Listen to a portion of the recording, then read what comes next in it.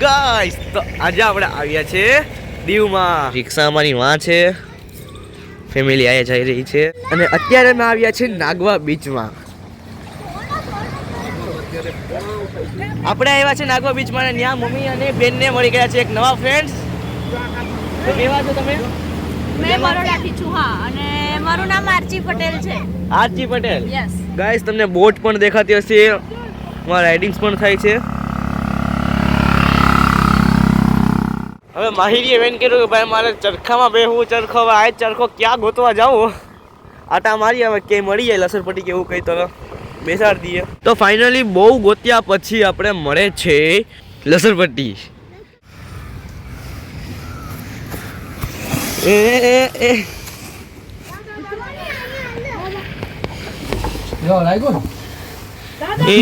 આવ્યો આવી જાય ને ભીમા.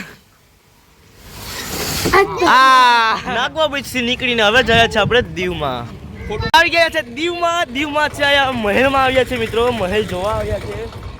મહેલ અહીંથી ચાલુ થઈ જાય છે અને પૂરો અહીંયા થાય છે.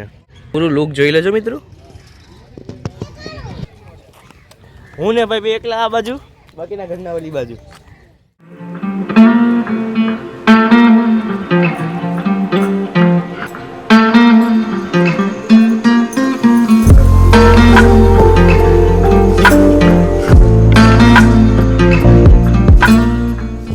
તો મેં લઈ લીધી છે ટોપી. તડકો બહુ લાગે ભાઈ, મને એમ કે તડકો રોકાઈ જાય તો લઈ તો લીધી, પણ તડકો રોકાતો નથી. જોઈ શકો છો તમે. આ છે કિલો અને આ છે દરિયાની એકદમ દરિયાની વચ્ચેની એક જેલ છે. તોપો રાખવામાં આવી છે. પહેલા જમાનાની જે તોપ હતી જેનાથી યુદ્ધ કરાતું હતું.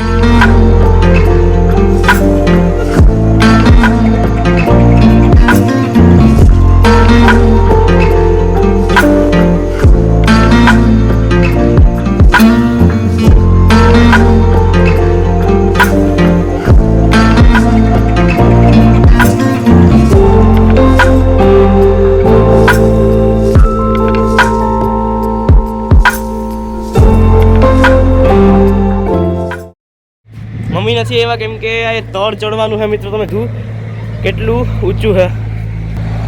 હવે એ મમ્મી ચડી નથી શકતા એટલે મમ્મી ત્યાં બહાર બેસી ગયા છે.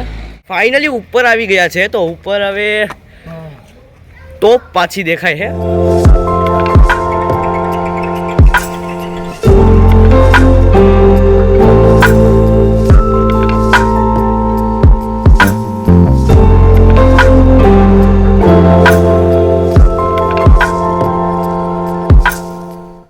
આ જે તોપ છે એના નિશાના છે કે અહીંથી આપણે જોવાનું ને જ્યાં નિશાન પૂગે એ બધું જાય. આની રેન્જ લગભગ છેલ્લે દેખાતા આઈલેન્ડમાં અડતું હોય છે. ત્યાં જ લગભગ તોપનો ગોળો પડતો હોય છે.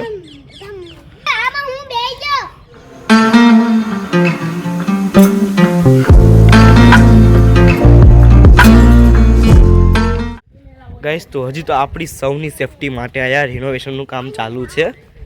જલ્દી રિનોવેશનનું કામ થઈ જશે ને ત્યારે પણ એકદમ સુંદર મહેલ લાગશે. આના કરતાં પણ વધારે સુંદર. અંગ્રેજ લોકોની બનાવેલી એક અલગ જ તોપ છે.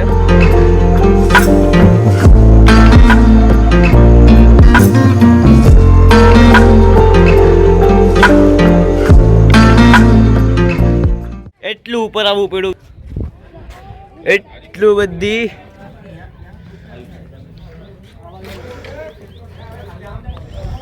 અહીંથી હું આવી ગયો છું ઉપર અને ઉપર જ જોઈએ છે આપણે તો આયા ખાઈ છે મિત્રો.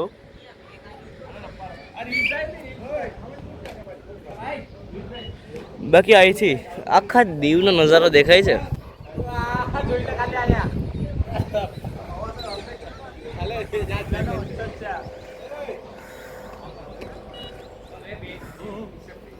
એવું કહેવાય છે કે આ દીવનો સૌથી ઊંચો સ્થળ છે, સૌથી ઊંચી ઇમારત છે ગાઈસ.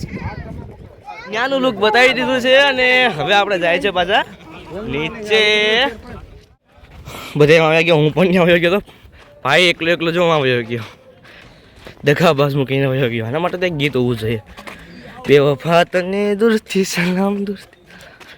એક ગીત ગાયું સ્પેશિયલ પડે એવું, બેવફા તને દૂરથી સલામ દૂરથી સલામ. આખું બીચ અહીંથી દેખાય છે, આખો દરિયો દેખાય છે મિત્રો અહીંથી.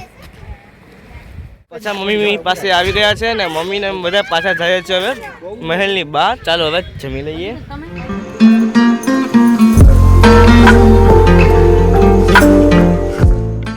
ગાઈસ જમી લીધું છે, રિક્ષા પાસે આવી ગયા છે અને હવે જોઈએ કઈ બાજુ જવું. ચશ્મા લઈએ છીએ.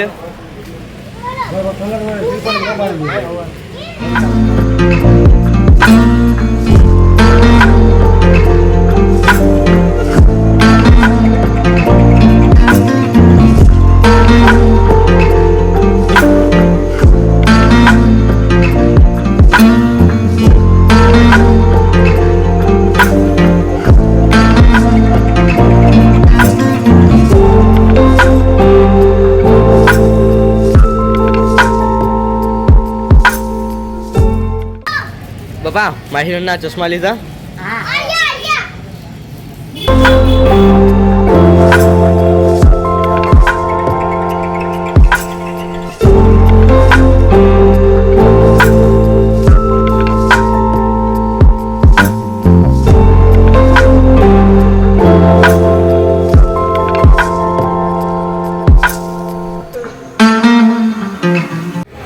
બસ માર્કેટમાં એટલું જ છે ગાઈસ, વધારે કંઈ નથી. આપણે ગંગેશ્વર મહાદેવના મંદિર આવ્યા છે.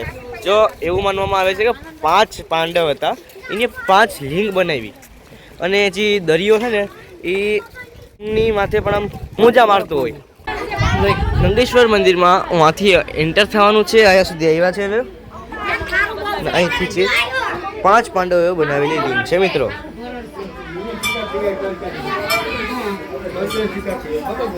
જો તમે અહીંયા આવેલા છો તો તમે એ કોમેન્ટમાં જરૂર કહેજો કે કઈ લિંગ કોણીએ બનાવેલી છે.